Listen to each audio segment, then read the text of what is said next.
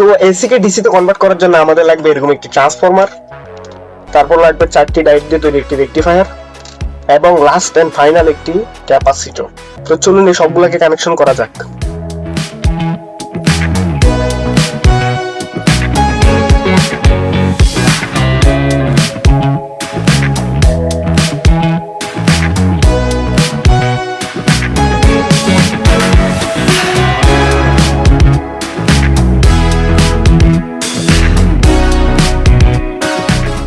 তো আমাদের কানেকশন করা কমপ্লিট। তো এটা দিয়ে আমরা এসি 220 ভোল্ট ইনপুট দিব এবং আউটপুট দিবে 6 ভোল্ট। 220 ভোল্ট ইনপুট দিব আমি,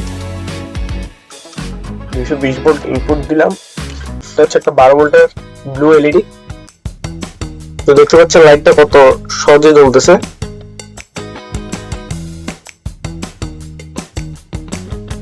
আওয়াজটা শুনলো একবার। তো আমি আপনাদেরকে এসি কে ডিসি তে কনভার্ট করে দেখালাম।